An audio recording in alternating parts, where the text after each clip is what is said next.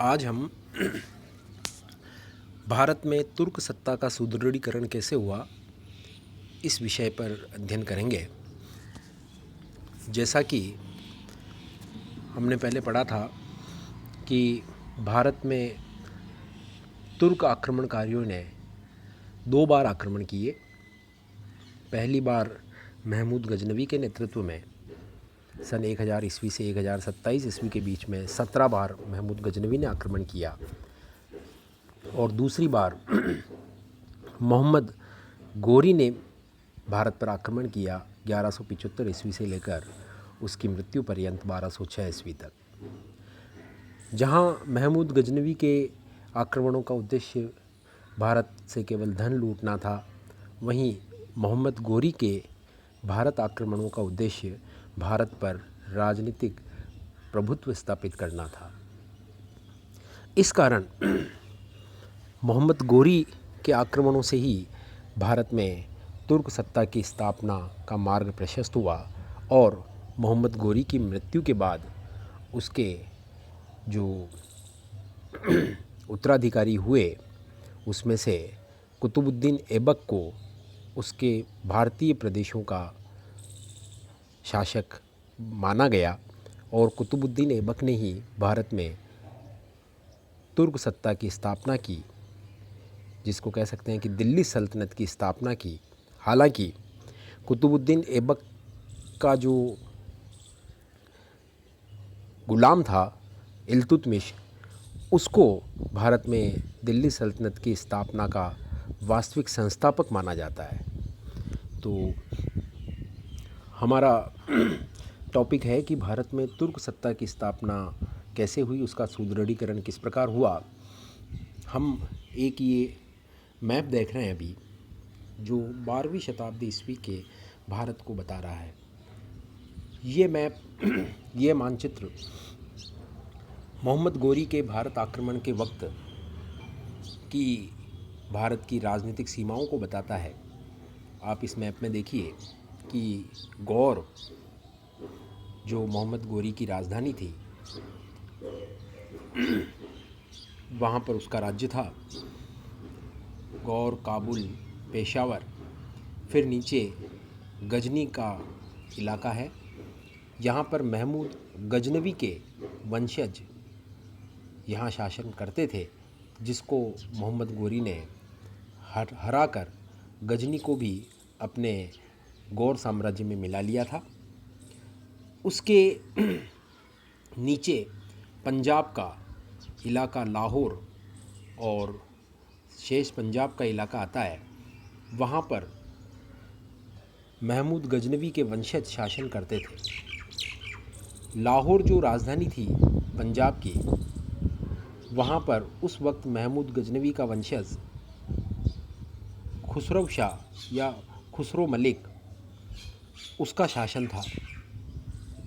उसको 1186 में मोहम्मद गोरी ने परास्त कर लाहौर पर भी अपना कब्ज़ा कर लिया। तो मोहम्मद गोरी का पंजाब के प्रांत पर कब्ज़ा हो गया 1186 ईस्वी में, और पंजाब को आधार बनाकर, लाहौर को आधार बनाकर मोहम्मद गोरी ने भारत में अपने शेष अभियान किए। मुल्तान और सिंधु नदी के पास में बसा हुआ उच्छ, मुल्तान और उच्छ में उस वक्त खोकर जाति निवास करती थी सिंध प्रदेश में। इन्हीं खोकरों ने 1206 ईस्वी में मोहम्मद गोरी को मार कर उसका अंत किया था। तो खोकर सिंध प्रदेश में थे। 1206 में सिंध प्रदेश में दमियक नामक स्थान पर ही खोकरों ने मोहम्मद गोरी की हत्या की थी। दिल्ली में मोहम्मद गोरी के आक्रमण के वक्त हालांकि पृथ्वीराज चौहान का कब्जा था। पृथ्वीराज चौहान अजमेर और दिल्ली का शासक था। चौहानों की ही एक शाखा उस वक्त रणथंभौर में भी बाद में गई, और वहाँ पर गोविंदराज चौहान ने तराइन के दूसरे युद्ध के बाद जब पृथ्वीराज चौहान हार गया मोहम्मद गोरी से, तब उसने रणथंबोर में नई चौहानों की शाखा स्थापित की।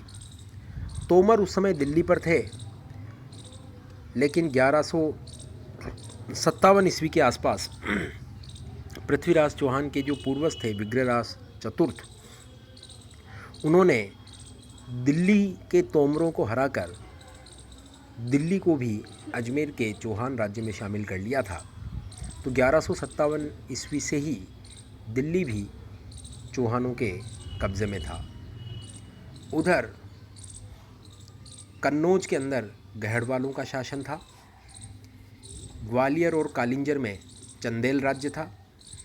गुजरात में सोलंकियों का राज्य था, जिसकी राजधानी अनहिलवाड़ा थी। सोलंकियों को चालुक्य भी कहा जाता है। इसके अलावा दक्षिण में आप नीचे देखिए, यादव, देवगिरी के अंदर यादवों का राज्य था। वारंगल के अंदर काकतीय वंश का राज्य था। द्वार समुद्र में होयसल वंश का शासन था और मदुरै में नीचे पांड्यों का शासन था। उधर पूर्व में बंगाल में सेन वंश का शासन था। तो इस प्रकार भारत के अलग अलग हिस्सों में 12वीं शताब्दी में मोहम्मद गोरी के आक्रमण और उसके पूर्व की राजनीतिक स्थिति को दर्शाने वाला मानचित्र हमने अभी पढ़ा है। इसको देखने से आपको भारत की तत्कालीन राजनीतिक स्थिति समझ में आ गई होगी। मोहम्मद गोरी के भारत में दो सेना नायक प्रसिद्ध हुए, एक तो कुतुबुद्दीन ऐबक और दूसरा इब्ने बख्तियार खिलजी। इन दोनों सेना नायकों ने मिलकर के गुजरात से लेकर के बंगाल तक के इलाकों को मोहम्मद गोरी के लिए जीता। इब्ने बख्तियार खिलजी की बाद में बंगाल में अली मर्दान के द्वारा हत्या कर दी गई और इब्ने बख्तियार खिलजी की जगह पर बंगाल का गवर्नर अली मर्दान बन गया। हम आगे पढ़ेंगे कि कुतुबुद्दीन ऐबक के समय अली मर्दान बंगाल का शासक था, गवर्नर था यूँ कहें, और उसके विरुद्ध मोहम्मद शेरा ने विद्रोह कर दिया और उसको कैद कर लिया अली मर्दान को। तो अली मर्दान किसी तरह जान बचाकर कैद से निकलकर कुतुबुद्दीन ऐबक के पास आया और कुतुबुद्दीन ऐबक ने फिर अली मर्दान को फिर से बंगाल में स्थापित करने के लिए अवध के गवर्नर कैमाज रूमी को भेजा और कैमाज रूमी की मदद से अली मर्दान ने बंगाल के शेर मोहम्मद शेरा के विद्रोह को ख़त्म किया और बंगाल पर फिर से अली मर्दान को पुनर्स्थापित किया गया। वो हम कुतुबुद्दीन ऐबक के समय में पढ़ेंगे। तो अभी हमने ये पढ़ा कि मोहम्मद गोरी के जो दो सेना नायक थे भारत में, एक कुतुबुद्दीन ऐबक और दूसरा इब्ने बख्तियार खिलजी, इन्होंने भारत में मोहम्मद गोरी के लिए गुजरात से लेकर बंगाल तक के प्रदेश जीते। तो मोहम्मद गोरी की 1206 ईस्वी में, जैसा हमने पढ़ा कि सिंध प्रदेश के अंदर दमियक नामक स्थान पर खोखरों द्वारा हत्या कर दी गई। मोहम्मद गोरी के कोई संतान नहीं थी। उसके उत्तराधिकारी के रूप में संतान न होने के कारण मोहम्मद गोरी के साम्राज्य को उसके 3 दासों ने आपस में बांट लिया। मोहम्मद गोरी के भतीजे गयासुद्दीन महमूद को गौर प्रदेश का शासक बनाया गया। मोहम्मद गोरी का भतीजा था गयासुद्दीन महमूद। गयासुद्दीन महमूद ने मोहम्मद गोरी के 3 दासों में उसके राज्य का विभाजन किया। 3 दास कौन थे मोहम्मद गोरी के? एक था ताजुद्दीन यल्दोज, दूसरा था नासिरुद्दीन कुबाचा और तीसरा प्रमुख दास था कुतुबुद्दीन ऐबक। तो मोहम्मद गोरी के उत्तराधिकारी जो उसका भतीजा था गयासुद्दीन महमूद, उसने गजनी का प्रदेश ताजुद्दीन यल्दौज को दिया। सिंध और मुल्तान का राज्य नासिरुद्दीन कुबाचा को दिया और मोहम्मद गोरी के जो भारतीय प्रदेश थे वो उसने कुतुबुद्दीन ऐबक को सौंपे। स्वयं गयासुद्दीन महमूद गौर प्रदेश का शासक बना रहा। तो इस प्रकार कुतुबुद्दीन ऐबक को गयासुद्दीन महमूद के द्वारा मोहम्मद गोरी के द्वारा जीता गया गुजरात से बंगाल तक का इलाका कुतुबुद्दीन ऐबक को प्राप्त हुआ, जिसमें आधुनिक राजस्थान के कुछ क्षेत्र भी सम्मिलित थे। कुतुबुद्दीन ऐबक भारतीय प्रदेशों का शासक नियुक्त हुआ। 1206 ईस्वी में वो सुल्तान बना। अब 1206 ईस्वी में दिल्ली सल्तनत की स्थापना हो गई। 1206 से लेकर 1290 ईस्वी के बीच में दिल्ली सल्तनत पर 3 प्रमुख शक्तियों ने शासन किया। उसमें पहला कुतुबुद्दीन ऐबक, दूसरा इल्तुतमिश और उसके वंशज, और तीसरे थे बलबन और उसके वंशज। इन तीनों की बात करें हम तो तीनों ही पहले दास रह चुके थे। कुतुबुद्दीन ऐबक भी दास रह चुका था। कुतुबुद्दीन ऐबक मोहम्मद गोरी का दास था। फिर आता है इल्तुतमिश, वो कुतुबुद्दीन ऐबक का दास था। और फिर आता है बलबन, वो भी सुल्तान बनने से पहले इल्तुतमिश का दास था। तो कुछ इतिहासकारों ने 1206 से लेकर 1290 ईस्वी तक जो ये 84 वर्ष का कालखंड है, उसमें इन 3 प्रमुख शासकों के द्वारा शासन किए जाने से, इन तीनों ही व्यक्तियों के दास होने से इस कालखंड को दास वंश का नाम दिया है। लेकिन शरीयत में एक दास को शासक बनने के लिए सक्षम नहीं माना गया, अतः कई इतिहासकारों ने इस पर आपत्ति की। दास शासकों के समस्त वंश की कल्पना ही अनुचित है। भी एक दास व्यक्ति कैसे सुल्तान बन सकता है? दास वंश हम इसको नहीं कह सकते 1206 से 1290 ईस्वी के कालखंड को। कुछ इतिहासकारों ने इन शासकों को इल्बरी कहा है। किन शासकों को? कुतुबुद्दीन, फिर इल्तुतमिश और उसके वंशजों को, और फिर बलबन और उसके वंशजों को इल्बरी कहा है। लेकिन ये भी उचित नहीं है, क्योंकि कुतुबुद्दीन ऐबक इल्बरी नहीं था, इल्बरी वंश का नहीं था। हाँ, इल्तुतमिश और उसके वंशज जरूर इल्बरी वंश के थे, परंतु बलबन और उसके वंशज भी इल्बरी नहीं थे। कुछ शासकों ने, मतलब कुछ इतिहासकारों में, जिसमें अजीज अहमद प्रमुख हैं, उन्होंने 1206 से 1290 ईस्वी के बीच जो शासक हुए उनको दिल्ली के आरंभिक तुर्क शासकों का नाम दिया है। कुछ इतिहासकारों ने इन्हें आदि तुर्क कहा है, परंतु अंत में इतिहासकार हबीबुल्लाह द्वारा प्रस्तावित नाम मामलूक शासक ही स्वीकृति पा सका। हबीबुल्लाह ने मध्यकालीन मिस्र के इतिहास से उदाहरण लेकर यह नाम प्रस्तावित किया था। इतिहासकार हबीबुल्लाह का मत है कि जिस प्रकार मिस्र में दास सेना नायक राज्य स्थापित करते थे और दास सेना नायकों द्वारा स्थापित वंश को मामलूक वंश कहा जाता था, ठीक उसी प्रकार भारत में भी ये जो 3 शासक हुए 1206 से 1290 ईस्वी के बीच में, कुतुबुद्दीन ऐबक, इल्तुतमिश और उसके वंशज, और बलबन और उसके वंशज, अतः इनके कालखंड को मामलूक वंश कहा जाना चाहिए। हबीबुल्लाह का मत है कि दास और मामलूक में थोड़ा अंतर होता है।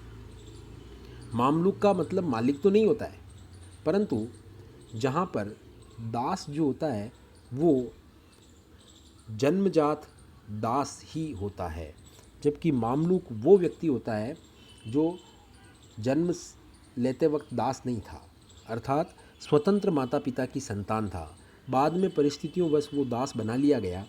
इस कारण ये कुतुबुद्दीन ऐबक, इल्तुतमिश और उसके वंशज और बलबन और उसके वंशज भी, हबीबुल्लाह का कहना है कि जन्म से दास नहीं थे, स्वतंत्र माता पिता की संतान थे और बाद में ये परिस्थितियों वश दास बनाए गए थे। अतः ऐसा व्यक्ति जो जन्म से दास नहीं हो मामलूक कहलाता है और वो सुल्तान शरीयत के अनुसार बन सकता है। तो इतिहासकार हबीबुल्लाह के मत को ज़्यादा प्रामाणिक और स्वीकार किया जाता है और 1206 से 1290 ईस्वी के कालखंड को मामलूक वंश का काल या मामलूक शासकों का काल भी कहते हैं। अब इस कालखंड में कौन कौन से शासक हुए, जैसा हम जानते हैं कि भारत में दिल्ली सल्तनत का संस्थापक कुतुबुद्दीन ऐबक था और दिल्ली सल्तनत का वास्तविक संस्थापक इल्तुतमिश था। लेकिन पूरी वंशावली को हम एक बार देख लेते हैं कि भारत में 1206 से 1290 ईस्वी के बीच में कौन कौन से सुल्तानों ने दिल्ली पर शासन किया। उसमें सबसे पहले कुतुबुद्दीन ऐबक 1206 से 1210 ईस्वी, उसके बाद उसके पुत्र आराम शाह को गद्दी पर बैठाया गया 1210 से 1211, लेकिन वो अयोग्य था। अतः कुतुबुद्दीन ऐबक का जो दास था इल्तुतमिश, वो गद्दी पर बैठा 1211 से 1236 ईस्वी तक शासन किया। इल्तुतमिश ने अपने पुत्र के बजाय अपनी पुत्री रजिया को अपना उत्तराधिकारी नियुक्त किया, परंतु सामंतों के द्वारा इल्तुतमिश के एक अन्य पुत्र शाह तुर्कान के पुत्र फिरोज शाह को, रुकनुद्दीन फिरोज शाह को गद्दी पर बैठाया गया 1236 ईस्वी में। परंतु शीघ्र ही दिल्ली की जनता उसके अयोग्य शासन से तंग आ गई और दिल्ली की प्रजा ने इल्तुतमिश की पुत्री रजिया को आमंत्रित किया। तो दिल्ली की प्रजा के समर्थन से 1236 ईस्वी में रजिया दिल्ली की सुल्तान बनी, जिसको रजिया सुल्ताना कहा जाता है, 1236 से 1240 ईस्वी। फिर बहराम शाह 1240 से 1242 ईस्वी, फिर मसूद शाह 1242 से 1266 ईस्वी, फिर नासिरुद्दीन महमूद शाह 1266 से 1286 ईस्वी तक, 87 तक भी मानते हैं इसको। फिर उसके बाद केकूबाद, के खुसरो और क्यूमर्स अंत में, जो 1290 ईस्वी में बलबन का वंशज था, जिसको हटाकर जलालुद्दीन खिलजी ने खिलजी वंश की दिल्ली में 1290 ईस्वी में नींव रखी थी। तो ये मामलुक शासकों की कालखंड हमने पढ़ा 1206 से 1290 ईस्वी के बीच में। ये प्रमुख शासक दिल्ली सल्तनत के ये हुए थे। अब हम एक एक शासक के बारे में पढ़ेंगे कि कुतुबुद्दीन ऐबक ने किस प्रकार दिल्ली सल्तनत की गद्दी पर जब वो बैठा तो कौन कौन सी कठिनाइयों का उसे सामना करना पड़ा और किस प्रकार उसने इन कठिनाइयों को पार पाया, उसको हम अगले हमारे लेसन में पढ़ेंगे। धन्यवाद। तो आज का हमारा होमवर्क का क्वेश्चन रहेगा कि भारत में तुर्क सत्ता का सुदृढ़ीकरण किस प्रकार हुआ, विशेषकर 12वीं शताब्दी में जो भारत की आरंभिक राजनीतिक स्थितियां थी वो किस प्रकार की थी, उसके बारे में आपको वर्णन करना है। तो मैं आपको होमवर्क का एक क्वेश्चन अभी दे दूंगा, इसको भी आपको करना है और कुतुबुद्दीन ऐबक के बारे में हम कल अध्ययन करेंगे। धन्यवाद।